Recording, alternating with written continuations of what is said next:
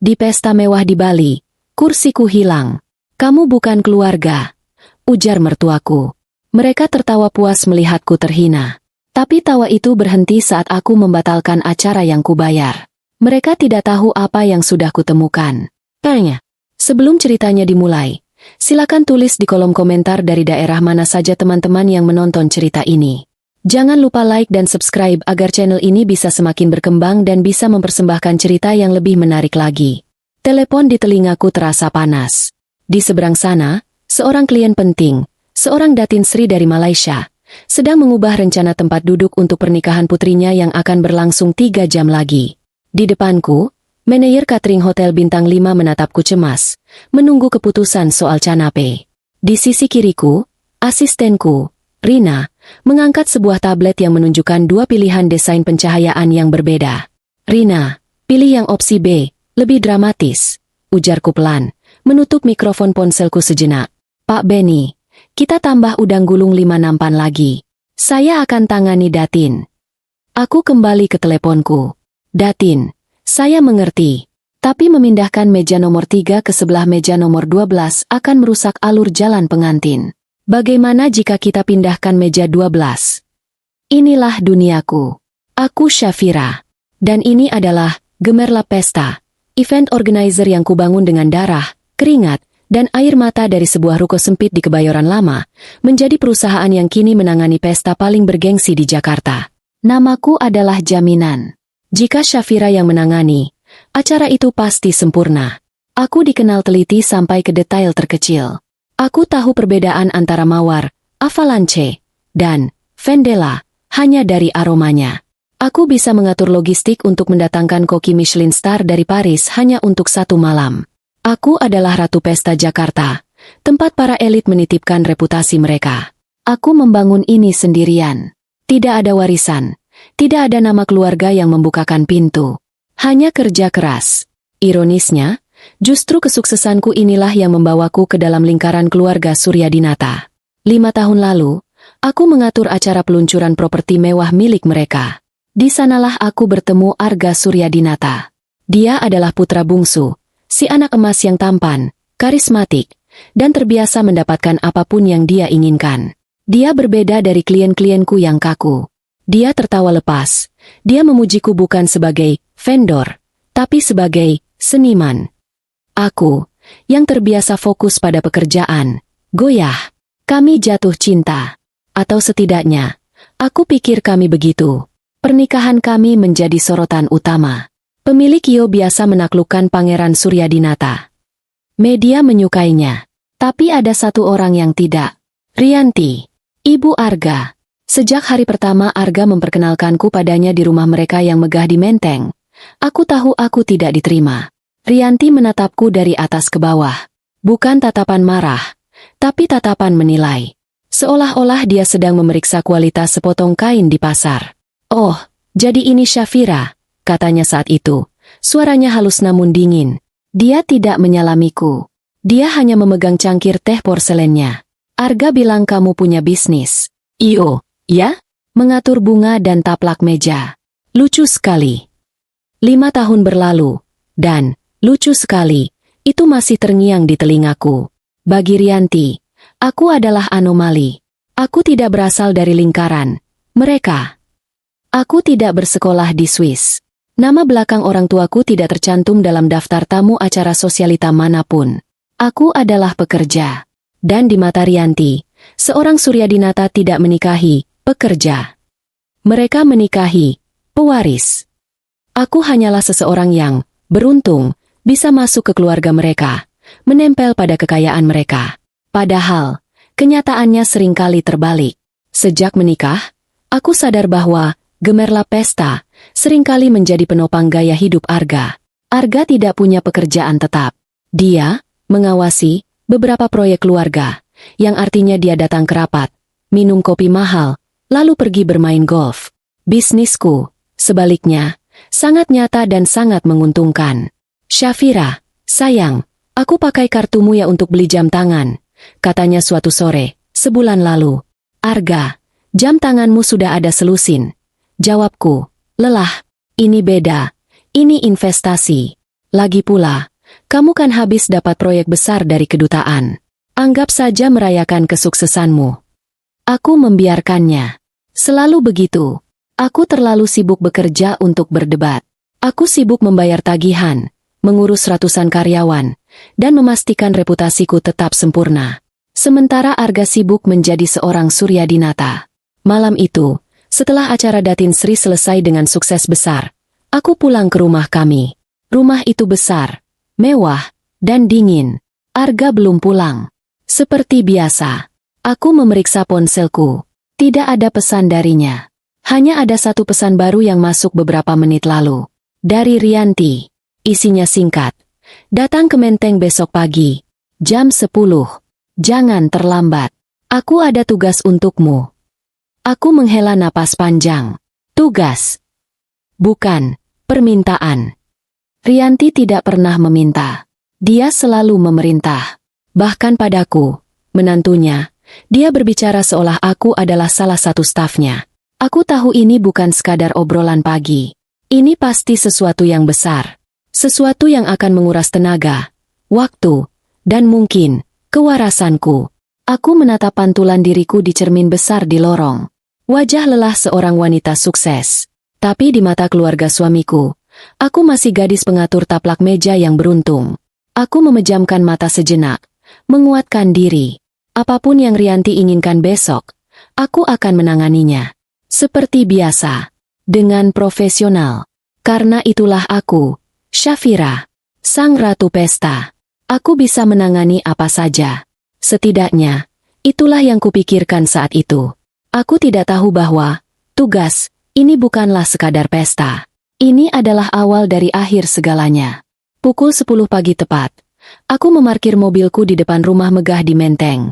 Udara Jakarta pagi itu sudah terasa gerah, tapi di dalam rumah Rianti, suhunya selalu dingin. Aku masuk. Rianti sudah duduk di ruang tamunya yang bergaya klasik Eropa, dikelilingi perabot kayu gelap dan lukisan-lukisan mahal. Dia sedang menyeruput teh dari cangkir porselennya. Dia tidak menatapku saat aku masuk. Dia sibuk mengagumi kukunya yang baru saja dimanikur. Kamu terlambat 2 menit, katanya, tanpa basa-basi. Maaf, Bu. Lalu lintas di Kuningan padat. Jawabku tenang. Aku sudah terbiasa. Alasan. Duduk. Aku duduk di sofa berlapis beludru di seberangnya, menjaga punggungku tetap tegak. Rianti meletakkan cangkirnya. Aku akan berulang tahun ke-60 dalam 3 bulan. Saya ingat, Bu. Selamat. Aku tidak butuh ucapanmu, potongnya. Aku butuh pestamu. Aku mau kamu yang mengaturnya. Aku sedikit terkejut. Rianti biasanya menggunakan jasa event organizer lain, yang berasal dari lingkaran mereka, hanya untuk memastikan aku tidak terlibat. Tentu, Bu. Ibu mau konsep seperti apa? Di Jakarta. Dia tertawa kecil. Tawa yang meremehkan. Jakarta? Membosankan. Aku mau di Bali. Di resort paling mewah di Nusa Dua. Aku mau ini menjadi pesta tahun ini. Semua orang penting akan diundang. Duta besar, menteri, kolega bisnis ayah Arga dari Singapura dan Hong Kong. Ini bukan sekadar pesta ulang tahun, Syafira. Ini penegasan status. Keluarga Suryadinata. Jantungku berdebar sedikit lebih cepat. Ini proyek besar. Sangat besar. Skalanya internasional. Saya mengerti, Bu. Nusa Dua. Resort apa yang ada di pikiran Ibu? Ada beberapa pilihan. Yang paling mahal. Yang punya rooftop menghadap laut. Aku mau orkestra. Aku mau koki Michelin. Aku mau semua tamu pulang dan membicarakan pesta ini selama setahun ke depan. Anggarannya tidak terbatas. Anggaran tidak terbatas. 3 kata ajaib dalam duniaku. Tapi diucapkan oleh Rianti, itu terdengar seperti ancaman. Kamu yang urus. Pakai perusahaanmu. Tapi jangan permalukan aku. Jangan pakai vendor-vendor murahmu yang biasa. Aku mau yang terbaik. Mengerti? Mengerti, Bu. Saya akan siapkan proposal dan mood board minggu depan. Aku tidak butuh proposal, katanya tajam. Aku sudah memberimu arahan. Kerjakan saja. Dia berdiri, menandakan pertemuan selesai. Aku bahkan belum ditawari minum. Oh, dan Syafira, Tambahnya saat aku berbalik di pintu. Iya, Bu. Arga bilang bisnismu sedang bagus. Buktikan. Aku keluar dari rumah itu dengan perasaan campur aduk. Di satu sisi, ini adalah tantangan profesional yang luar biasa. Jika aku berhasil, Gemerlap Pesta akan naik ke level yang baru. Di sisi lain, aku tahu Rianti memberiku tugas ini bukan karena dia percaya padaku. Dia memberikannya karena jika aku gagal, dia punya alasan sempurna untuk menghancurkanku di depan Arga dan seluruh keluarga. Kegagalan ini akan menjadi bukti bahwa aku memang tidak selevel. Aku tidak akan memberinya kepuasan itu. Selama 2 bulan berikutnya, aku bekerja seperti mesin. Aku terbang ke Bali 4 kali untuk survei lokasi. Aku memilih The Apex, sebuah resort ultra mewah yang baru dibuka di Nusa Dua, yang memiliki rooftop venue paling spektakuler dengan pemandangan laut 360 derajat. Aku menegosiasikan kontrak dengan vendor-vendor terbaik di Asia Pasifik. Orkestra dari Singapura, koki tamu dari Perancis, pemasok bunga impor dari Belanda, dan desainer pencahayaan dari Australia. Ini akan menjadi mahakaryaku. Aku mendedikasikan seluruh waktuku untuk proyek ini. Arga semakin jarang terlihat di rumah. Rapat proyek baru, sayang, katanya. Ibu juga menyita waktuku untuk urusan pesta. Aku memakluminya. Aku terlalu sibuk untuk curiga. Sampai masalah pertama muncul. 2 minggu sebelum acara, manajer keuanganku, Budi, masuk ke ruanganku. Wajahnya cemas. Mbak Syafira, pembayaran termin kedua untuk The Apex Bali belum masuk dari pihak Suryadinata. Aku mengerutkan kening. Sudah difakturkan. Sudah 2 minggu lalu, Mbak, dan pagi ini, vendor bunga dari Belanda juga email. Mereka belum terima deposit. Mereka tidak akan mengirimkan bunga mawar, Ocean Song, pesanan kita jika tidak dibayar lusa. Aku merasakan firasat buruk. Aku segera menelepon bagian keuangan keluarga Suryadinata. Teleponku dialihkan ke voicemail. Aku mengirim email. Tidak ada balasan. Malamnya, aku bertanya pada Arga. Arga, tim keuanganmu belum membayar vendor Bali. Aku dikejar-kejar orang. Arga sedang bermain ponsel. Dia tampak terusik. Astaga, Syafira, itu pasti cuma masalah administrasi. Kamu tahu kan staf ayah sudah tua-tua. Lambat kerjanya. Kamu urus saja dulu. Aku tidak bisa, urus saja dulu. Arga, ini tagihan miliaran rupiah. The Apex mengancam akan membatalkan venue kita. Arga menghela napas, seolah aku yang merepotkan. Ya sudah, aku akan bicara pada ayah besok.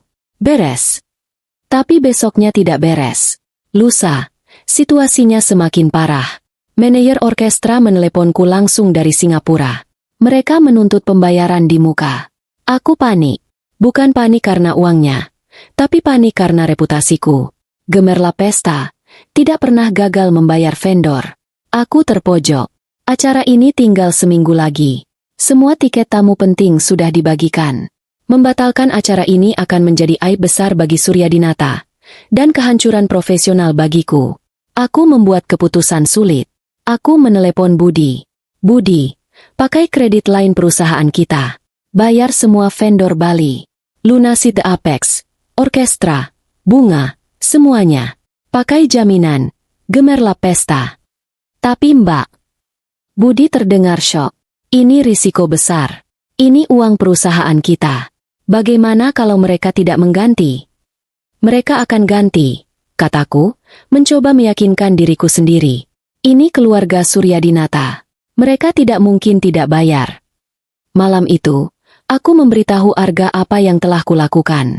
Aku mengharapkan dia marah atau setidaknya kaget. Tapi reaksinya aneh. Dia lega, terlalu lega. Dia memelukku erat. Kamu memang penyelamatku, Syafira. Aku tahu aku selalu bisa mengandalkanmu. Terima kasih, sayang. Aku janji, setelah pesta ini selesai, aku akan pastikan ayah mengganti semuanya, plus bonus untukmu. Dia mencium keningku dan tidur nyenyak malam itu. Sedangkan aku tidak bisa tidur. Aku menatap langit-langit kamar kami. Sesuatu terasa sangat salah. Kenapa keluarga konglomerat sebesar Suryadinata tidak bisa membayar tagihan pesta? Kenapa Arga terlihat begitu lega seolah aku baru saja menyelamatkannya dari jurang? Kecurigaan itu mulai tumbuh. Sebuah benih kecil keraguan yang menusuk di dadaku. Tapi aku menepisnya. Aku harus fokus. Pesta harus sukses. Aku harus terbang ke Bali dalam 3 hari untuk persiapan akhir. Aku tidak punya waktu untuk paranoia. Aku hanya tidak tahu bahwa di Bali nanti, aku tidak hanya akan menghadapi pesta. Aku akan menghadapi kebenaran. Aku tiba di Bali 3 hari sebelum hari H. Udara Pulau Dewata yang hangat biasanya langsung membuatku rileks. Tapi kali ini tidak. Perasaanku tidak enak. Seperti ada batu besar yang mengganjal di perutku. Resort, The Apex, menyambutku seperti seorang ratu. Tentu saja, namaku tertera sebagai penjamin lunas di seluruh tagihan mereka. Ibu Syafira, selamat datang kembali. Suite Anda sudah kami siapkan. Pak Arga sudah menunggu di venue, kata manajer resort dengan senyum lebar. Aku langsung menuju rooftop. Pemandangannya persis seperti yang kubayangkan. Spektakuler. Laut biru Nusa Dua terhampar tak berbatas. Timku dari Gemerlap Pesta sudah bekerja, memasang rangka untuk panggung orkestra dan struktur untuk instalasi bunga. Arga ada di sana, sedang tertawa dengan seorang desainer pencahayaan. Saat melihatku, senyumnya sedikit memudar sebelum akhirnya dia memelukku.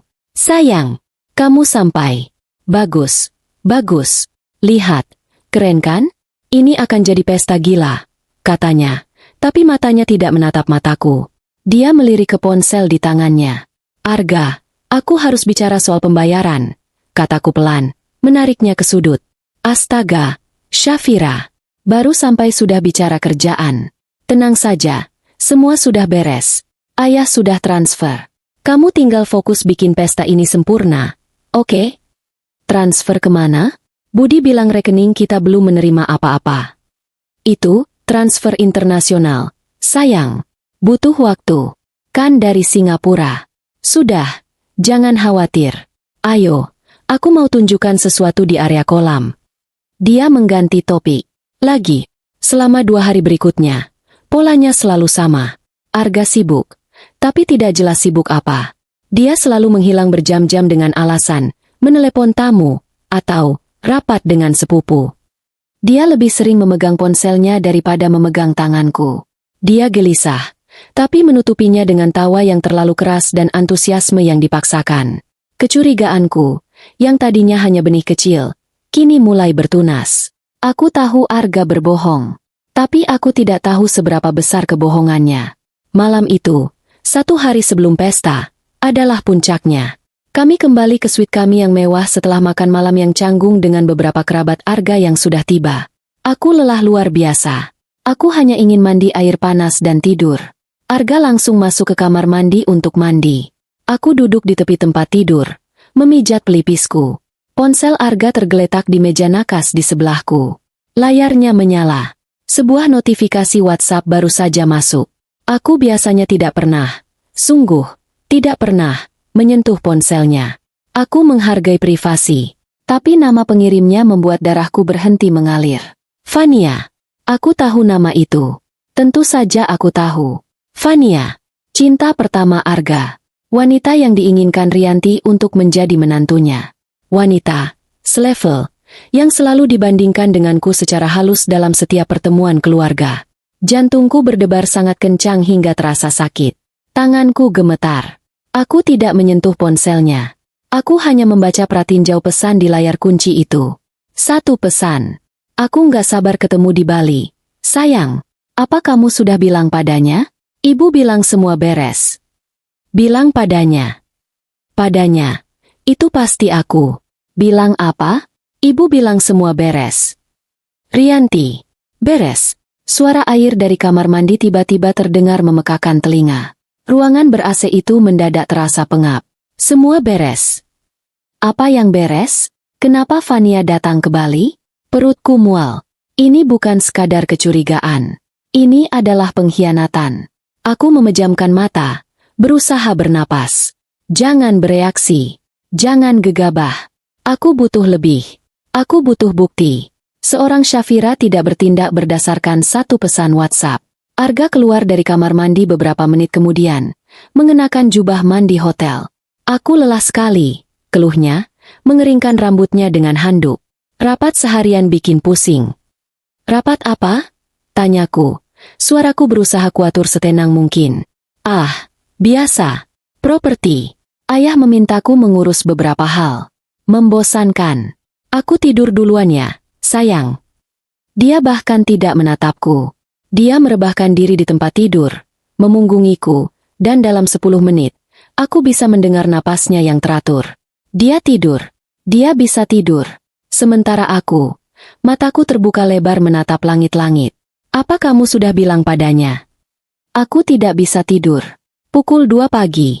Suara napas Arga yang tenang terdengar seperti penghinaan. Aku bangkit dari tempat tidur. Aku berjalan pelan ke area kerja di suite itu.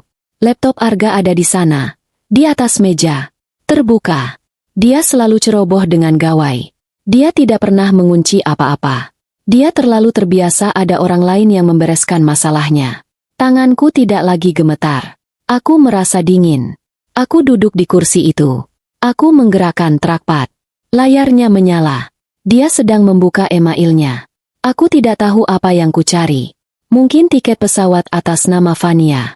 Mungkin reservasi hotel. Tapi mataku tertuju pada sebuah folder di sidebar emailnya. Labelnya, penting, aset.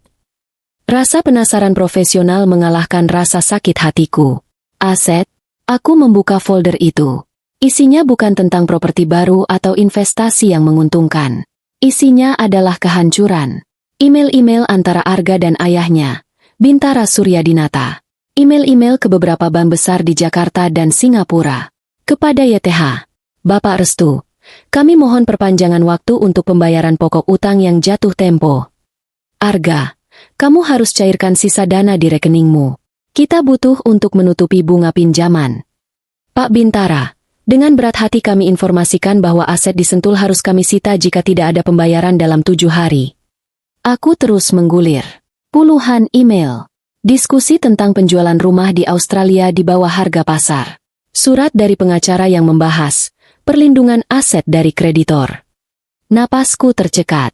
Mereka bukan sekadar kesulitan keuangan. Mereka bangkrut. Keluarga Suryadinata, konglomerat yang dihormati itu, ternyata tinggal cangkangnya saja. Mereka telah menggadaikan segalanya. Dan pesta ini, pesta ulang tahun Rianti yang ke-60. Pesta miliaran rupiah yang sedang kubayar dengan uang perusahaanku, uang hasil kerja kerasku. Itu semua bohong. Ini bukan perayaan. Ini adalah fasad. Topeng terakhir. Pertunjukan putus asa untuk menjaga citra di depan para kolega bisnis dan investor. Dengan harapan konyol bahwa penampilan kemewahan ini bisa menarik suntikan dana segar sebelum semuanya runtuh total. Dan aku adalah sponsornya yang bodoh.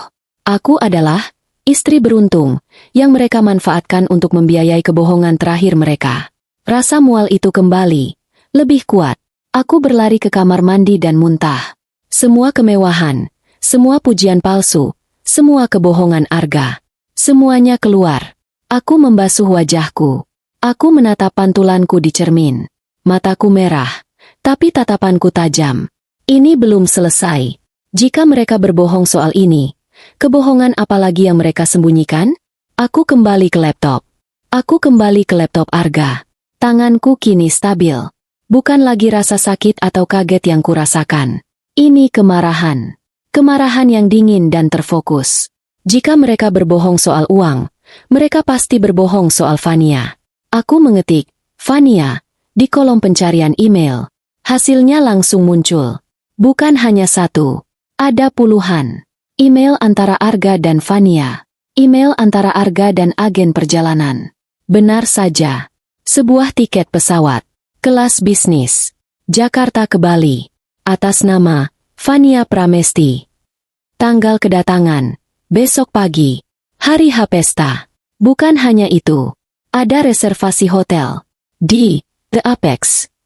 Di hotel yang sama denganku. Sebuah ocean suite di lantai yang berbeda. Dibayar penuh. Tentu saja, email konfirmasi pembayaran itu tidak menggunakan kartu kredit Arga. Dia menggunakan kartu perusahaan. Perusahaanku. Arga menggunakan uang, gemerlap pesta, untuk membayar kamar selingkuhannya di hotel yang sama tempat istrinya sedang bekerja mati-matian untuk menyelamatkan reputasi keluarganya. Bahkan jika aku berhenti di sini, itu sudah cukup. Cukup untuk menceraikannya. Cukup untuk menuntutnya. Tapi aku tidak berhenti. Aku kembali ke folder, penting, aset, tadi. Aku merasa ada yang kulewatkan. Mataku memindai daftar file. Ada satu subfolder yang tadi tidak terlalu kuperhatikan. Namanya, pribadi, Arga. Aku membukanya. Hanya ada 3 file di dalamnya. Salah satunya membuat jantungku berhenti berdetak selama sedetik. Draft kesepakatan, AS, Arga Suryadinata. SW, Syafira Wiryawan. Inisial nama gadisku. Aku membukanya. Itu adalah draft dokumen perceraian. 16 halaman. Disiapkan oleh salah satu firma hukum termahal dan terkejam di Jakarta. Aku melihat tanggal di halaman pertama. Draft ini dibuat 3 minggu lalu. 3 minggu. Seminggu sebelum Rianti memanggilku ke Menteng dan menugasiku untuk mengatur pesta ini. Mereka sudah merencanakan ini. Mereka tahu mereka akan menceraikanku. Bahkan sebelum mereka memintaku membayar pesta mereka. Aku membaca sekilas poin-poinnya. Pembagian harta. Aku tidak mendapatkan apa-apa dari aset keluarga Suryadinata. Tentu saja. Dan untuk gemerlap pesta, mereka bahkan mencoba mengklaim sebagian sahamnya sebagai aset bersama yang dikembangkan selama pernikahan. Kepalaku pening. Ini bukan sekadar perceraian. Ini adalah perampokan yang terencana. Dan kemudian, aku melihat file terakhir di folder itu. File yang akan mengubah segalanya. Namanya sederhana. Poin pidato, Pesta R. Pesta R Pesta Rianti. Aku pikir itu mungkin draft pidato selamat datang Arga untuk ibunya. Aku salah. Aku membukanya. Itu bukan pidato selamat datang. Itu adalah sebuah naskah. Naskah penghinaanku. Itu adalah poin-poin yang disiapkan Rianti untuk Arga. Untuk diucapkan di puncak acara. Setelah kue ulang tahun dipotong. Setelah semua tamu penting hadir. Setelah aku, Sangyo, memastikan semuanya sempurna. Aku membacanya. Kata demi kata. Mulai dengan ucapan terima kasih kepada tamu. Ucapan khusus untuk Ibu, Rianti. Sebut dia, inspirasi. Transisi halus ke pengumuman pribadi yang penting. Poin utama, ucapkan dengan nada berat hati, tapi tegar. Di malam yang spesial ini, dikelilingi keluarga dan sahabat, ada satu hal yang perlu saya sampaikan. Saya dan Syafira telah memutuskan untuk menempuh jalan kami masing-masing. Ini adalah keputusan yang sangat berat, yang kami ambil bersama-sama setelah pemikiran panjang. Syafira adalah wanita yang hebat, seorang pekerja keras yang dedikasinya pada karir sangat saya kagumi. Di sini ada catatan kecil di Marin, tulisan Rianti yang kukenali, tekankan kata, karir. Namun, kami menyadari visi kami untuk masa depan tidak lagi sejalan. Dia merasa, tidak bisa beradaptasi, dengan tuntutan dan tanggung jawab sebagai seorang Suryadinata. Dia ingin fokus penuh pada bisnisnya. Lagi, catatan, pastikan kamu terlihat sebagai korban yang suportif. Kami akan tetap berteman baik dan meminta doa restu dari semua. Tutup. Peluk ibu. Fania akan bergabung dengan keluarga setelah pidato. Aku membacanya sekali lagi. Lalu sekali lagi. Semuanya terpasang di tempatnya. Rencana mereka begitu kejam, begitu licik, dan begitu sempurna. Mereka akan menggunakanku. Menggunakan keahlianku, reputasiku, dan uangku untuk mengadakan satu pertunjukan terakhir demi menyelamatkan muka mereka. Dan setelah pertunjukan selesai, mereka akan membuangku. Di depan semua orang. Di depan kolega, klien, dan seluruh elit Jakarta. Mereka akan menceraikanku secara publik, dan memutarnya seolah-olah itu adalah kesalahanku. Aku, si wanita karir ambisius yang tidak bisa beradaptasi. Aku, si komoner yang tidak pantas menyandang nama Suryadinata. Rianti akan mendapatkan apa yang dia inginkan, menyingkirkanku. Arga akan mendapatkan apa yang dia inginkan, Fania, dan citra sebagai suami baik hati yang ditinggalkan. Dan aku akan ditinggalkan dengan malu, reputasi profesional yang mungkin hancur, dan yang paling penting, tagihan miliaran rupiah untuk pesta perceraianku sendiri. Aku tidak menangis. Anehnya, tidak ada air mata. Yang ada hanyalah rasa dingin yang membekukan. Kemarahan yang begitu murni dan tajam hingga rasanya seperti bilah es di dalam dadaku. Mereka salah menilaiku. Mereka pikir aku hanya gadis pengatur taplak meja. Mereka pikir aku akan hancur dan menangis. Aku meraih ponselku. Dengan tangan yang kini sangat stabil, aku mulai bekerja. Aku memotret setiap layar. Email tentang kebangkrutan. Email tentang utang bank. Email tiket pesawat dan reservasi hotel Vania. Seluruh draft dokumen perceraian yang berisi klaim mereka atas perusahaanku. Dan yang paling penting, naskah penghinaan, itu. Aku mengirim semua gambar itu ke email pribadiku yang paling aman, yang tidak terhubung ke ponsel atau laptop kerjaku. Aku mengirim salinannya ke cloud storage pribadi. Lalu aku menghapus semua foto dari galeri ponselku. Aku menghapus riwayat pencarian di email Arga. Aku menutup laptopnya dengan pelan, mengembalikannya persis seperti semula. Aku berjalan ke balkon suite kami.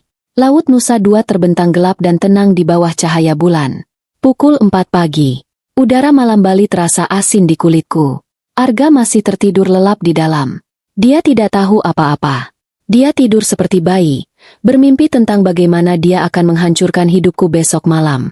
Aku menatap lautan. Rianti menginginkan pesta tahun ini. Oh, aku akan memberikannya. Aku akan memberinya pesta yang tidak akan pernah dilupakan oleh siapapun yang hadir. Pertunjukan akan tetap berlangsung. Dekorasi akan sempurna. Orkestra akan bermain dengan indah. Tapi naskahnya telah berubah. Dan sekarang, aku yang menjadi sutradaranya. Pagi itu aku bangun bukan karena alarm. Aku bangun karena tekad. Arga masih tertidur di sampingku. Napasnya tenang. Dia pasti lelah setelah kemarin sibuk berbalas pesan dengan Vania, memastikan kedatangannya aman, dan mungkin membaca ulang naskah penghinaanku yang disiapkan ibunya. Aku memandangnya sejenak. Pria yang kunikahi. Pria yang wajahnya ku kenali. Tapi hatinya tidak. Aku bangkit tanpa suara. Aku mandi, mengenakan seragam kerjaku, kemeja hitam rapi, celana bahan, dan headset komunikasi. Aku minum 2 gelas air putih. Tidak sarapan. Perutku tidak bisa menerima apa-apa. Ada api dingin di dalamnya. Dan itu sudah cukup memberiku energi. Pukul 7 pagi. Aku sudah berada di rooftop. Tim, gemerlap pesta, yang kupercaya sudah bergerak sejak subuh. Udara pagi Bali masih segar, beraroma garam laut. Rina, aku mau cek mawar, Ocean Song, yang dari Belanda. Pastikan suhunya stabil sebelum dipasang. Jangan sampai ada yang layu sebelum acara. Kataku lewat headset. Lili putih dan tubrose untuk meja tamu bagaimana, Bu? Semprot dengan air mineral setiap jam. Aku tidak mau ada aroma yang pudar. Aku mau tamu bisa mencium wangi bunga segar, bukan wangi kolon, ujarku. Selama 12 jam berikutnya, aku adalah mesin. Aku bukan Syafira sang istri. Aku adalah Syafira sang pemilik, gemerlap pesta. Aku memeriksa setiap detail. Aku berdiri di dapur banquet, mencicipi konsome jamur yang akan menjadi hidangan pembuka. Terlalu asin, kataku pada koki eksekutif Prancis yang kami datangkan. Dia mengerutkan kening. Tidak biasa dikritik. Aku mengambil sendok baru. Cicipi. Garamnya menutupi aroma truflenya. Buat ulang. Aku akan kembali dalam 1 jam. Aku memeriksa sound system bersama orkestra dari Singapura. Maestro. Sapaku pada sang konduktor. Saat keluarga Suryadinata masuk, aku mau komposisi yang megah. Jupiter, dari Halls. Tapi saat mereka tiba di meja, turunkan volumenya perlahan. Aku mau ada kontras dramatis. Aku mengatur pencahayaan. Lampu sorot di panggung jangan terlalu putih. Aku mau warna champagne hangat. Ini pesta, bukan ruang operasi. Setiap detail, setiap sendok garpu, setiap kelopak bunga, setiap not musik, aku periksa dengan ketelitian seorang jenderal yang bersiap perang. Timku bekerja tanpa celah. Mereka tahu ini adalah proyek terbesar kami. Mereka tidak tahu ini adalah proyek terakhirku sebagai seorang Suryadinata. Pukul 5 sore. Venue sudah siap. Sempurna. Meja-meja bundar ditutupi taplak linen Prancis terbaik. Rangkaian bunga lili dan mawar setinggi 1 meter menjulang anggun. Ribuan lampu peri berkelip di antara instalasi kain sutra yang menjuntai dari langit-langit sementara. Panggung orkestra sudah siap. Dan di tengah, meja utama. Meja bundar paling megah untuk 12 orang. Ah, ya. 12. Rina sempat bertanya padaku pagi tadi. Bu, Daftar tamu dari keluarga inti Suryadinata totalnya 13, termasuk ibu dan Pak Arga. Tapi layout dari Bu Rianti yang baru masuk semalam hanya minta 12 kursi di meja utama. Apa ada yang salah? Aku tersenyum pada Rina. Tidak, Rin. Tidak salah. Ikuti saja layout dari Bu Rianti. Beliau pasti punya alasan. Rina tampak bingung tapi mengangguk. Dia sudah terbiasa dengan permintaan aneh klien super kaya. Pukul 6 sore. Aku kembali ke suite. Arga sedang bersiul sambil memakai dasi. Dia tampak bersemangat. Tentu saja. Ini malam pertunjukannya. Wow, sayang. Katanya saat melihatku. Kamu seharian di mana? Aku cari-cari. Pestanya pasti hebat, ya? Pasti. Jawabku singkat. Aku mau mandi. Aku mengunci pintu kamar mandi. Aku berdiri di bawah pancuran air panas selama 10 menit. Aku tidak memikirkan apa-apa. Aku hanya mengosongkan pikiranku. Lalu aku bersiap. Aku sudah menyiapkan gaun ini secara khusus. Aku tidak memakai gaun pesta yang biasa. Aku memilih gaun custom dari desainer favoritku. Gaun satin silk berwarna hijau emerald pekat. Warnanya memancarkan kemewahan. Warna uang, sekaligus warna racun. Potongannya sederhana tapi tegas. Memeluk tubuhku dengan sempurna. Dengan punggung terbuka. Aku menata rambutku sendiri, menyanggulnya dengan rapi dan elegan. Aku memakai riasan wajah yang kuat, mata smoky yang tajam dan lipstik merah tua. Perhiasan yang kupakai hanya satu, anting berlian pemberian ayahku almarhum, satu-satunya warisan berharga darinya. Aku tidak memakai satupun perhiasan dari Arga atau keluarga Suryadinata. Saat aku keluar dari kamar mandi, Arga terdiam. Dia menatapku dari atas ke bawah. Syafira, kamu cantik sekali, katanya. Ada nada aneh dalam suaranya. Mungkin sedikit gugup. Terima kasih, kataku. Kamu juga tampan. Naskahmu sudah hafal. Dia tertawa, tapi terdengar gugup. Naskah apa? Pidato untuk ibu? Ah, tentu saja. Santai saja. Dia tidak tahu bahwa aku tahu. Kami berjalan keluar dari suite. Di lobi, kami bertemu dengan seluruh keluarga Suryadinata. Rianti, ayahnya Arga, Bintara, kedua kakak Arga beserta pasangan mereka, dan beberapa paman bibi inti. Total, 12 orang, termasuk Arga. Aku yang ke-13. Rianti tampak seperti ratu. Dia memakai gaun sequin emas yang sedikit terlalu berkilau untuk usianya, dan kalung berlian yang harganya mungkin bisa menutupi sebagian kecil utang mereka. Dia melihatku. Matanya menyipit sepersekian detik. Dia tidak suka gaunku. Terlalu mencolok. Terlalu kuat. Aku menggeser posisinya sebagai bintang utama malam ini. Syafira. Sapanya dingin. Akhirnya kamu ganti baju juga. Saya kira kamu akan pakai seragam EOmu ke pesta saya. Kakak iparku tertawa kecil. Aku tersenyum. Senyumku paling manis. Paling profesional. Selamat malam, Bu Rianti. Venue-nya sudah siap. Semua sesuai permintaan ibu. Saya jamin, ini akan jadi pesta yang tidak akan pernah ibu lupakan. Baguslah. Para tamu lain mulai berdatangan. Ratusan elit Jakarta dan Asia. Mereka semua menyapaku dengan hormat. Syafira, luar biasa. Dekorasinya perfect, seperti biasa. Kamu melampaui dirimu sendiri. Aku adalah sang ratu pesta.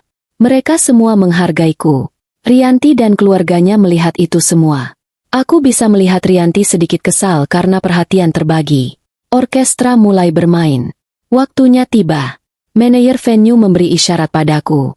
Bu Rianti, Pak Bintara, keluarga sekalian meja utama sudah siap. Silakan, kataku dengan suara yang jelas.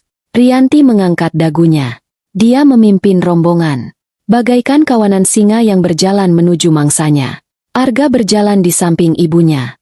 Aku, sesuai rencanaku, aku berjalan di barisan paling belakang. Menjaga jarak, menikmati pemandangan. Mereka semua berjalan dengan senyum palsu, melambai pada tamu, menikmati kemewahan yang kubayar. Mereka berjalan menuju meja bundar megah di tengah rooftop yang menghadap langsung ke lautan malam Bali. Mereka tidak tahu, mereka sedang berjalan menuju penghinaan mereka sendiri. Musik, Jupiter, dari Holst mengalun megah, persis seperti yang kuarahkan. Setiap langkah keluarga Suryadinata diiringi alunan musik yang dramatis. Ratusan tamu menoleh, memberikan tepuk tangan pelan. Inilah keluarga kehormatan. Inilah pusat alam semesta malam ini. Rianti memimpin. Dagunya terangkat tinggi. Bintara, ayahnya Arga, di sampingnya, berusaha terlihat berwibawa. Meski aku tahu di balik setelan mahalnya, dia adalah pria yang dikejar penagih utang. Lalu Arga, si anak emas, tersenyum lebar, sesekali melambai pada teman-temannya di meja lain. Di belakangnya, rombongan kakak-kakak dan ipar-iparku. Total 12 orang. Dan aku, Syafira, berjalan beberapa langkah di belakang mereka. Aku ingin melihat punggung mereka. Aku ingin merekam momen ini. Mereka tiba di meja bundar utama. Meja itu adalah mahakarya. Satu rangkaian bunga raksasa di tengah, dikelilingi belasan lilin kristal tinggi. Piring saji dari porselen bermotif emas. Gelas kristal yang berkilauan tertimpa cahaya chandelier. Dan di setiap piring, ada place card, kartu nama dengan kaligrafi tangan yang indah. Para pelayan restoran, yang sudah di-briefing oleh asisten Rianti di menit terakhir, bukan olehku, berdiri kaku. Mereka menarik kursi-kursi berat itu satu persatu. Rianti duduk di kursi kehormatan. Bintara di sebelahnya. Arga di sisi lain ibunya. Kakak Arga yang pertama dan istrinya. Kakak Arga yang kedua dan suaminya. Paman dan bibi mereka. Satu persatu, 12 kursi terisi. Aku tiba di meja itu terakhir. Rombongan keluarga sudah duduk. Musik, Jupiter, berhenti. Digantikan alunan biola yang lembut. Aku berdiri. Aku melihat ke sekeliling meja bundar itu. Semua kursi terisi. 12 orang keluarga Suryadinata menatapku. Ada keheningan singkat di meja itu. Keheningan yang aneh. Bukan hening yang damai, tapi hening yang tegang, yang menunggu. Aku tersenyum pada Arga. Sayang, kursiku di mana? Tanyaku pelan. Arga tampak sedikit bingung, seolah dia baru sadar. Dia melihat ke kiri dan ke kanan. Aku berjalan pelan mengitari meja. Aku mencari namaku. Place card, Rianti Suryadinata. Place card, Bintara Suryadinata. Place card, Arga Suryadinata. Place card, Dimas Suryadinata. Place card, Rini Suryadinata. Dan seterusnya. Aku mengitari seluruh meja. Tidak ada place card bertuliskan Syafira. Dan yang lebih penting, tidak ada kursi ke-13. Hanya ada 12 kursi untuk 12 anggota keluarga. Aku, istri Arga, menantu Rianti, dan wanita yang membayar seluruh pesta ini, tidak punya tempat duduk. Keheningan di meja itu kini terasa berat. Membeku. Para pelayan yang berdiri di dekat pilar tampak sangat gelisah. Manajer resort, Pak Wayan, yang berdiri di seberang ruangan, wajahnya pucat pasi. Dia tahu daftarnya 13. Dia tahu aku adalah klien utamanya. Dia pasti tahu ini adalah sabotase internal. Aku berhenti di belakang kursi Arga. Aku berdiri. Di tengah rooftop mewah itu, dikelilingi ratusan tamu, di pesta yang kurancang sendiri, aku dibiarkan berdiri seperti pelayan yang menunggu perintah. Aku menatap anggota keluarga itu satu persatu. Kakak iparku, Rini, menunduk, pura-pura sibuk membetulkan serbet di pangkuannya. Tapi aku bisa melihat sudut bibirnya berkedut, menahan senyum. Kakaknya yang lain, Dimas, menatapku dengan tatapan kasihan yang dibuat-buat. Rianti, dia menatapku lurus. Tidak ada rasa kaget di wajahnya. Hanya ada ekspresi dingin, puas, dan penuh kemenangan. Dia berhasil. Dia telah mempermalukanku di depan umum. Lalu aku menatap suamiku. Arga. Dia tidak menatapku. Dia menatap piring kosong di depannya. Seolah porselen itu adalah hal paling menarik di dunia. Aku telah membayangkan momen ini sejak aku membaca naskah pidato itu. Aku pikir aku akan gemetar karena marah. Tapi aku tidak gemetar. Aku merasa sangat tenang. Ketenangan yang menakutkan. Mereka telah menembakkan peluru pertama mereka. Mereka pikir ini adalah akhir bagiku. Mereka tidak tahu. Ini baru permulaan. Aku tetap berdiri. Aku tidak bergerak. Aku menunggu. Aku menunggu mereka memainkan adegan berikutnya dalam sandiwara murahan ini. Seluruh meja menahan napas. Akhirnya, setelah keheningan yang terasa seperti 1 jam, Rianti memecahnya. Keheningan itu pecah. Tapi bukan olehku. Rianti. Dia yang memulainya. Dia meletakkan serbet linennya di pangkuan. Seolah-olah dia baru saja menyadari ada sesuatu yang tidak beres. Dia memutar kepalanya ke arahku. Matanya membelalak kaget. Itu adalah akting yang sangat bagus. Dia seharusnya bisa memenangkan piala Oscar untuk peran ibu mertua yang polos dan terkejut. "Loh, Shafira," katanya. Suaranya sengaja dikeraskan sedikit. Cukup untuk membuat orang-orang di meja terdekat menoleh. "Kok kamu berdiri? Astaga." Dia menoleh ke kiri dan ke kanan, berpura-pura menghitung kursi. 1, 2, 3, 12. Loh, apa kursinya kurang? Dia menatap Arga, lalu menatapku lagi. Wajahnya adalah topeng keprihatinan palsu yang sempurna. Ya ampun, pasti ada kesalahan di pihak restoran. Memalukan sekali. "Arga, cepat panggil pelayan. Minta kursi tambahan." Aku diam saja. Aku tidak bergerak. Aku tidak menanggapi gertakannya. Lalu, hal yang paling menyakitkan terjadi. Arga, suamiku. Dia tidak panik. Dia tidak marah pada ibunya atau pihak restoran. Dia tertawa. Bukan tawa keras. Itu adalah tawa kecil yang tertahan di tenggorokan. Tawa yang meremehkan. Tawa yang seolah berkata, "Ah, drama ini lagi." Dia menatapku, dan untuk pertama kalinya malam itu, matanya bertemu dengan mataku. Tidak ada permintaan maaf di sana. Tidak ada rasa malu. Yang ada hanya kelegaan. "Ops," katanya, masih dengan sisa-sisa tawa di bibirnya. "Kayaknya kita salah hitung. Ya, maaf, sayang." "Maaf, sayang." Dua kata itu menusukku lebih tajam daripada pisau manapun. Dia tidak membelaku. Dia tidak marah. Dia tidak panik mencari kursi untukku. Dia hanya berkata, "Ops." Seolah-olah aku adalah segelas air yang tumpah, bukan istrinya yang sedang dipermalukan di depan ratusan orang. Kita salah hitung." Dia menyertakan dirinya dalam kesalahan palsu yang dirancang ibunya. Dia ada di pihak mereka. Tentu saja. Dia selalu ada di pihak mereka. Aku merasakan tatapan dari seluruh anggota keluarga. Kakak iparku, Rini, tidak lagi menahan senyumnya. Dia sekarang tersenyum secara terbuka, menikmati pemandangan itu. Dimas, kakaknya yang lain, menggelengkan kepala dengan ekspresi, "Kasihan sekali kamu, yang dibuat-buat." Bintara, sang ayah, hanya menatap piringnya, seolah-olah dia sedang mempelajari pola emas di porselen itu. Dia seorang pengecut, sama seperti putranya. Mereka semua menikmati ini. Mereka menikmati penghinaanku. Ini adalah hukuman publik karena aku, si gadis biasa, berani-beraninya masuk ke lingkaran emas mereka. "Pak Wayan." Rianti memanggil manajer resort dengan suara melengking. "Ini bagaimana? Tamuku satu tidak dapat kursi. Ambilkan kursi dari meja lain. Cepat." Ini adalah paku terakhir di peti matiku. Tamuku.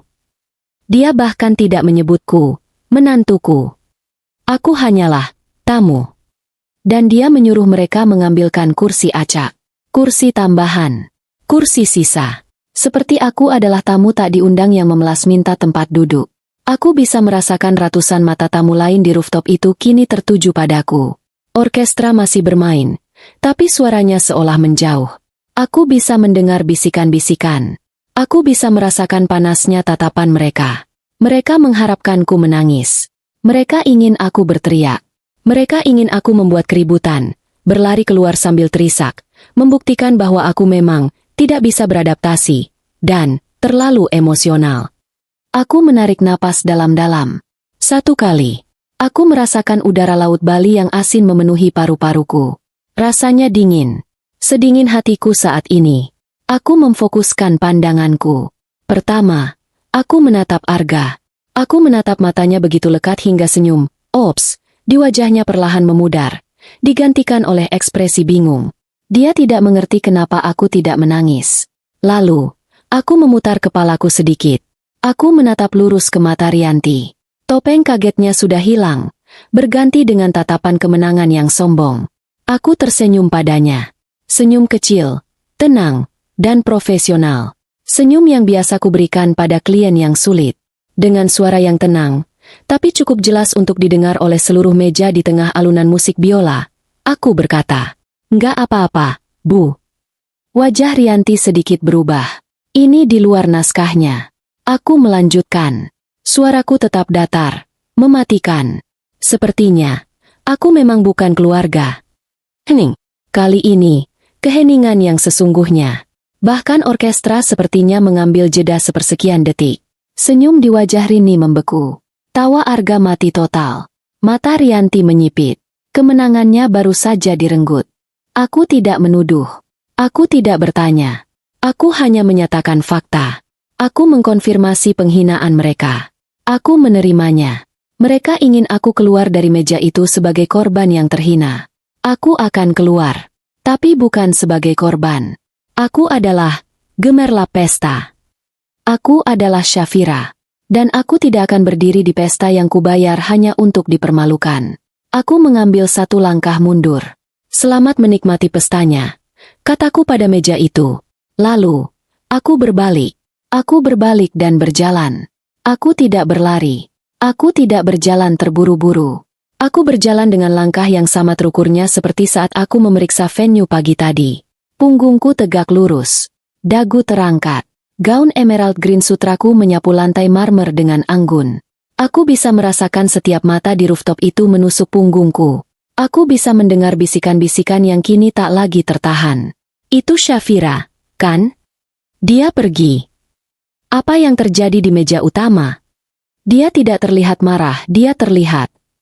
Aku tidak menoleh. Aku terus berjalan, melewati barisan meja-meja tamu yang menatapku dengan bingung, melewati orkestra yang baru saja memulai komposisi baru, berjalan lurus menuju pintu keluar rooftop. Aku mendengar satu suara memanggilku. Syafira. Itu suara Arga. Suaranya terdengar panik. Aku tidak berhenti. Aku tidak melambat. Aku mengabaikannya. Tentu saja dia panik. Sang sponsor utama baru saja pergi. Aku masuk ke dalam lift kaca yang mewah, menekan tombol L untuk lobi. Saat pintu lift tertutup, aku bisa melihat pantulan rooftop yang gemerlap di belakangku. Pesta itu sempurna. Dan aku baru saja meninggalkannya. Lift turun dalam keheningan. Aku menatap pantulan diriku di kaca. Wanita dengan gaun hijau, lipstik merah, dan mata yang berkilat dingin. Tidak ada air mata. Tidak ada penyesalan. Pintu lift terbuka di lobi utama. Suara gamelan yang menenangkan memenuhi ruangan. Berbeda sekali dengan musik orkestra yang dramatis di lantai atas. Lobi itu luas, dipenuhi karya seni Bali, dan beberapa tamu sedang check-in atau bersantai di sofa. Aku tidak pergi ke kamarku. Aku tidak akan bersembunyi. Aku berjalan ke salah satu area duduk yang paling mewah di sudut lobi. Sebuah sofa beludru berwarna krem yang nyaman, terlindung di balik pot-pot palem besar. Aku duduk. Aku meletakkan clutch tasku di sampingku. Aku mengeluarkannya. Ponselku. Aku menatap layar sejenak. Aku menarik napas. Ini bukan lagi urusan hati. Ini bisnis. Ini adalah pengendalian kerusakan untuk Gemerlap Pesta. Aku membuka kontakku. Panggilan pertama. Pak Wayan. Manager Resort. Telepon berdering 2 kali. Dia pasti masih di atas. Panik karena aku pergi. Halo? Bu Syafira? Ibu di mana? Ada masalah apa? Bapak Arga mencari ibu. Suaranya terdengar panik di seberang sana. Pak Wayan, kataku. Suaraku tenang dan dingin. Saya Syafira dari Gemerlap Pesta. Dengarkan saya baik-baik. Keheningan. Mulai detik ini, jam 9 malam lewat 15 menit, seluruh jaminan finansial, seluruh kredit lain, dan semua pembayaran di muka yang diberikan oleh PT Gemerlap Pesta Utama untuk acara keluarga Suryadinata, saya tarik kembali. Apa? Tapi, Bu. Dia tergagap. Pestanya sedang berlangsung. Hidangan utama akan keluar. Saya tahu, kataku.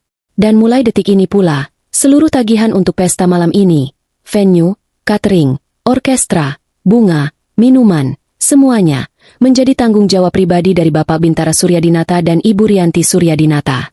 Bukan lagi perusahaan saya. Tapi, Bu Syafira, kami tidak bisa kontraknya dengan Ibu. Kontrak saya dengan Anda didasari oleh itikat baik, Pak Wayan. Dan keluarga Suryadinata baru saja menunjukkan itikat buruk mereka secara publik. Mereka telah melakukan prestasi. Aku berbohong sedikit soal istilah hukum, tapi itu terdengar meyakinkan. Anda punya dua pilihan. 1.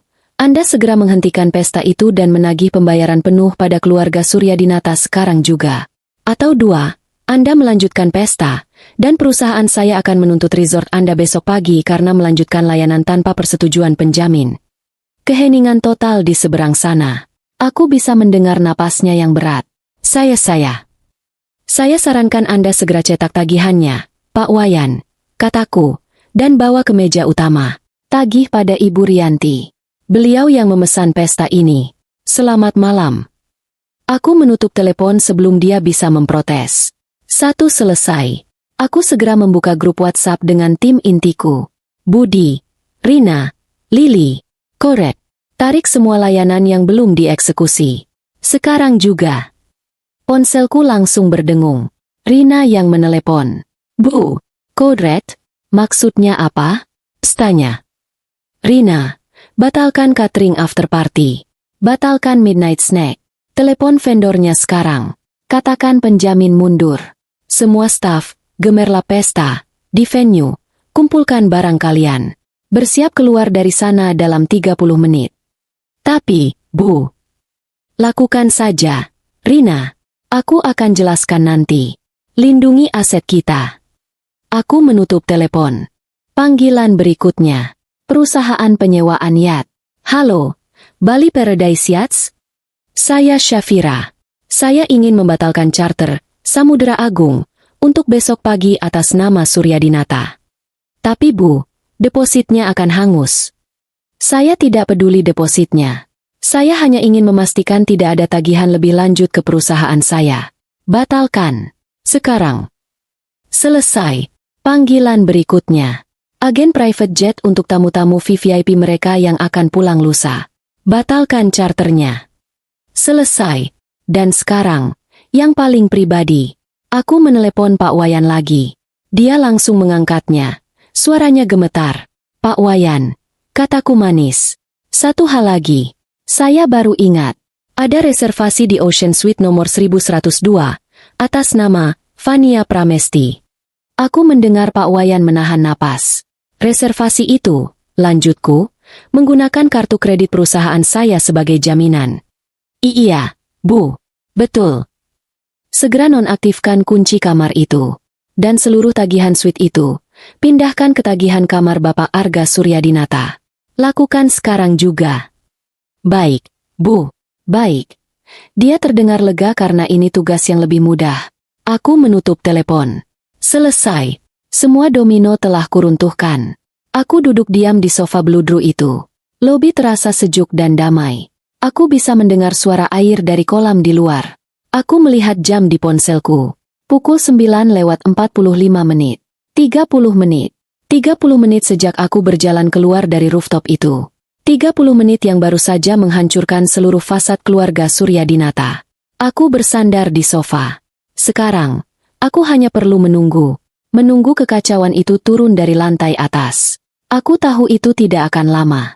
Di atas sana, hidangan utama seharusnya sedang disajikan. Tapi aku tahu, yang akan mereka dapatkan malam ini bukanlah wagyu yang lezat. Mereka akan mendapatkan tagihan. Di rooftop, suasana kembali canggung setelah aku pergi. Aku membayangkannya dengan sangat jelas. Para tamu di meja lain berbisik-bisik, melirik ke meja utama.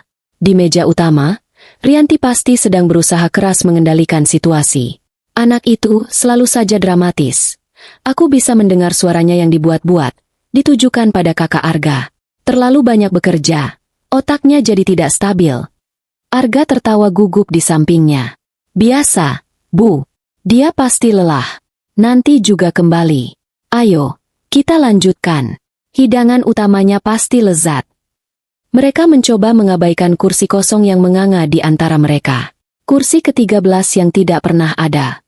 Mereka mengangkat gelas wine mereka, berpura-pura bersulang untuk ulang tahun Rianti. Orkestra, yang sempat bingung, mulai memainkan lagu yang lebih lembut, mencoba menutupi ketegangan. Rianti bersandar di kursinya, senyum kemenangannya kembali.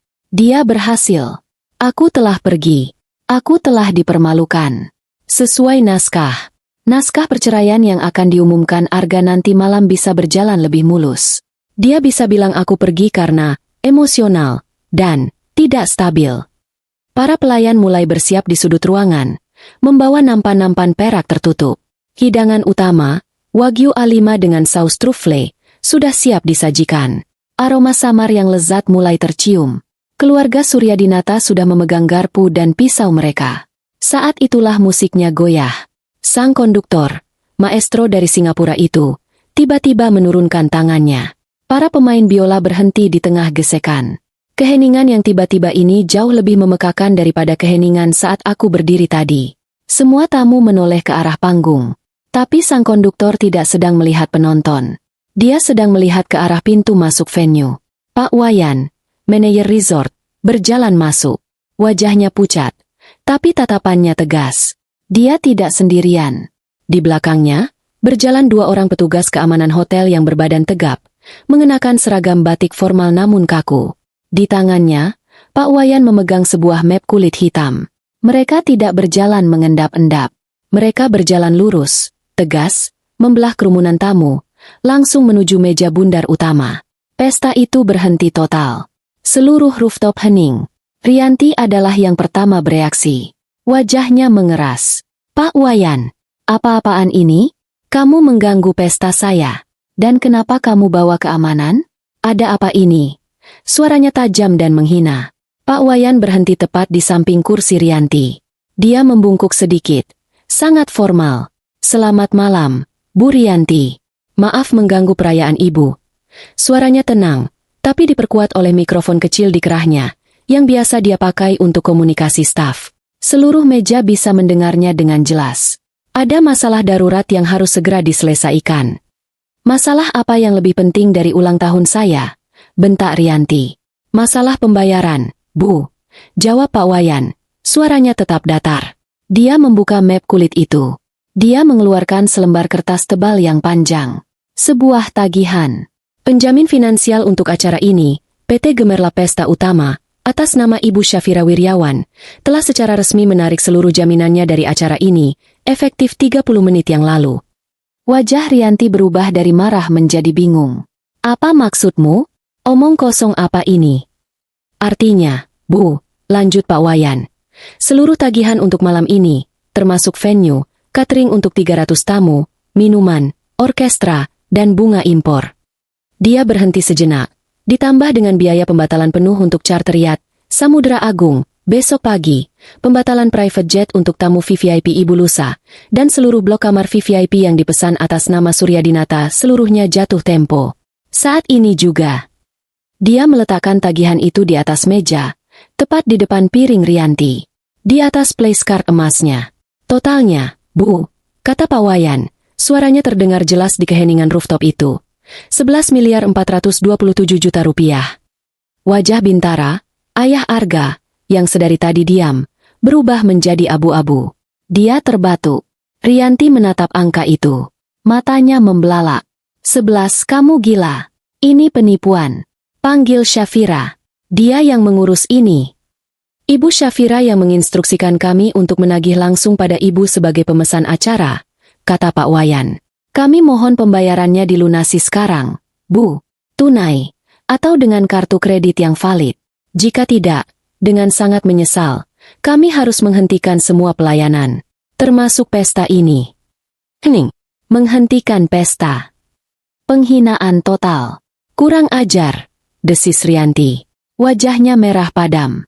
Dia tidak pernah dipermalukan seperti ini. Kamu tidak tahu siapa kami? Kami Suryadinata. Kami tahu, Bu. Karena itu kami harus tegas dengan prosedur. Kata Pak Wayan. Arga. Bentak Rianti pada putranya. Bayar. Pakai kartumu. Bayar orang ini dan usir dia. Arga, yang sedari tadi membeku, tersentak. Wajahnya pucat pasi. Iya, Bu. Dia merogoh saku jasnya. Mengeluarkan dompet kulit buayanya. Dia mengeluarkan kartu kredit platinumnya. Ini, katanya pada Pak Wayan, mencoba terlihat berwibawa, tapi tangannya sedikit gemetar. Pak Wayan tidak mengambil kartunya. Dia memberi isyarat pada salah satu staf di belakangnya, yang membawa mesin EDC nirkabel. Staf itu menggesek kartu Arga. Menunggu. Lalu bip bip bip. Lampu merah kecil menyala. Staf itu menatap Pak Wayan.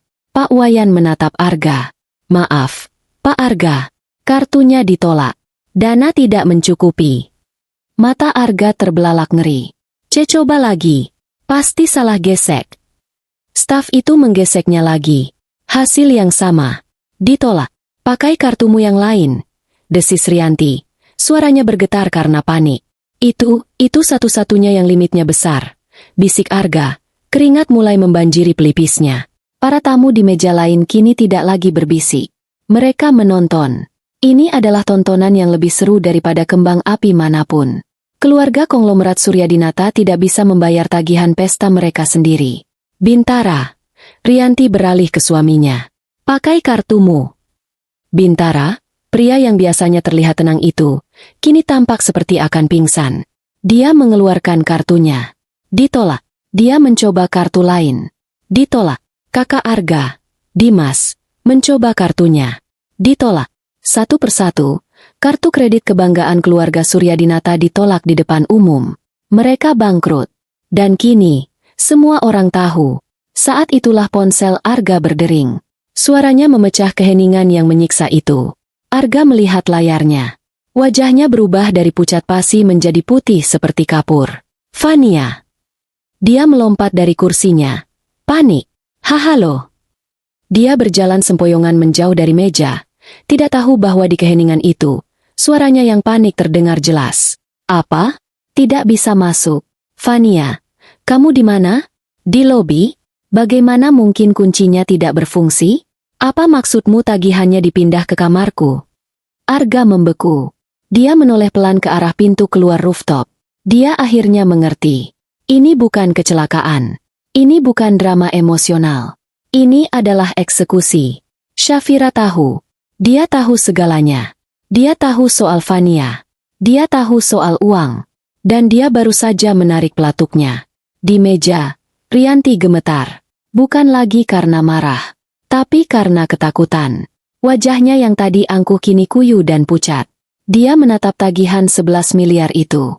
Dia menatap tamu-tamunya yang menatapnya dengan campuran rasa kasihan dan jijik. Dia menatap pelayan yang berdiri diam dengan hidangan utama yang tidak akan pernah disajikan. Pesta tahun ini. Penegasan status. Semuanya hancur dalam 30 menit. Kekacauan di meja utama mencapai puncaknya. Rianti terisak pelan.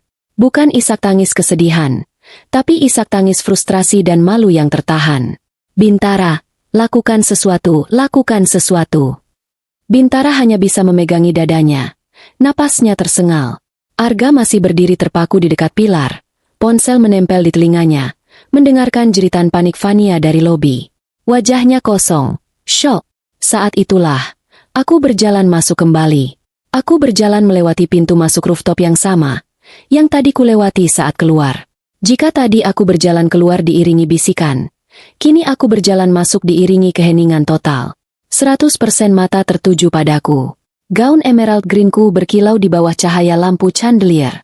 Langkahku tenang. Aku berjalan melewati tamu-tamu yang terdiam. Aku melewati orkestra yang membeku di panggung. Aku berjalan lurus ke pusat kekacauan. Ke meja utama. Pak Wayan dan petugas keamanannya menyingkir, memberiku jalan. Seolah aku adalah seorang jenderal yang datang untuk memeriksa medan perang.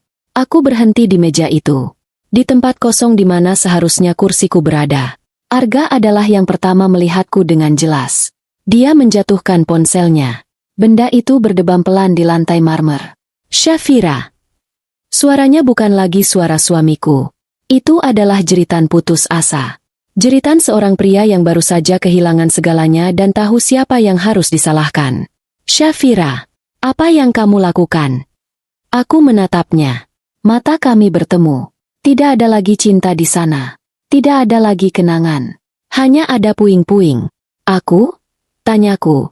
Suaraku terdengar sangat tenang di tengah rooftop yang hening itu. Aku memalingkan pandanganku darinya. Aku menatap Rianti. Wajahnya pucat pasi, basah oleh air mata yang merusak riasan mahalnya. Dia menatapku dengan kebencian yang murni. Dia seperti penyihir jahat yang mantranya berbalik mengenai dirinya sendiri. Aku tersenyum sedikit. Aku cuma membatalkan pesta yang aku bayar, kataku dengan jelas.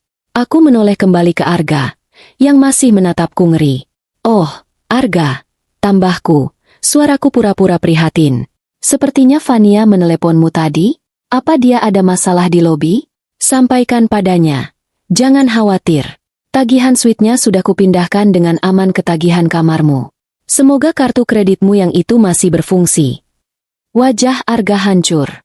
Dia tahu aku tahu segalanya. Kakak iparku, Rini, yang tadi tersenyum puas, kini menatap piringnya seolah ingin tenggelam ke dalamnya. Terakhir, aku menatap Rianti, sang ratu pesta yang sebenarnya. Dia gemetar hebat, menatapku. Kamu. Desnya. Kamu iblis. Aku sedikit memiringkan kepalaku. Selamat ulang tahun, Bu Rianti, kataku lembut. Aku melirik ke hidangan pembuka kaviar di piringnya yang belum tersentuh. Nikmati kaviarnya. Aku lalu melihat ke arah dapur, di mana para pelayan berdiri kaku. Ah, maaf. Sepertinya hidangan utamanya tidak akan datang. Tapi setidaknya, aku memandang ke lautan malam Bali yang terbentang di belakang mereka. Pemandangannya indah, kan? Itu adalah kata-kata terakhirku untuk mereka. Aku tidak perlu mendengar jawaban. Aku berbalik. Kali ini, untuk selamanya, aku berjalan meninggalkan meja itu. Aku berjalan meninggalkan mereka yang pucat pasi, dikelilingi kemewahan yang tidak bisa mereka bayar. Aku berjalan keluar dari rooftop itu, diiringi keheningan yang memekakan dari ratusan tamu mereka. Kali ini, tidak ada yang memanggil namaku. Malam itu juga, aku check out dari The Apex. Suiteku sudah lunas terbayar oleh Gemerlap Pesta, jauh-jauh hari. Aku mengambil penerbangan paling akhir kembali ke Jakarta. Di Airport Lounge Denpasar, pukul 1 pagi, aku menelepon pengacaraku. Keesokan paginya, pukul 9 pagi, tim pengacaraku mendaftarkan gugatan cerai di Pengadilan Negeri Jakarta Selatan. Tuntutannya bukan hanya perceraian. Tuntutannya adalah penipuan, penggelapan aset perusahaan, dan persekongkolan untuk melakukan kejahatan finansial. Aku melampirkan semuanya. Setiap email tentang kebangkrutan Suryadinata. Setiap bukti tagihan pesta yang mereka bebankan padaku. Seluruh draft dokumen perceraian yang mereka siapkan 3 minggu lalu, yang membuktikan niat jahat mereka untuk merampok perusahaanku. Naskah pidato penghinaan yang disiapkan Rianti. Dan tentu saja, tiket pesawat serta reservasi hotel Vania yang dibayar menggunakan kartu kredit, Gemerlap Pesta. Skandal itu meledak lebih dahsyat dari kembang api manapun. Konglomerat Suryadinata bangkrut. Pesta mewah di Bali berakhir ricuh. Menantu jebak mertua dengan tagihan miliaran. Berita itu ada di mana-mana. Reputasi mereka hancur, tidak bersisa. Para kreditor yang selama ini mereka bohongi, serentak bergerak. Aset-aset mereka disita. Rumah di Menteng disegel. Dan aku, bisnisku, Gemerlap Pesta, sempat goyah sesaat. Tapi kemudian, sesuatu yang aneh terjadi. Klien-klienku, terutama para wanita elit Jakarta, mereka meneleponku. Syafira, aku turut prihatin. Tapi jujur, aku angkat topi untukmu. Syafira, kamu tegas sekali. Aku suka.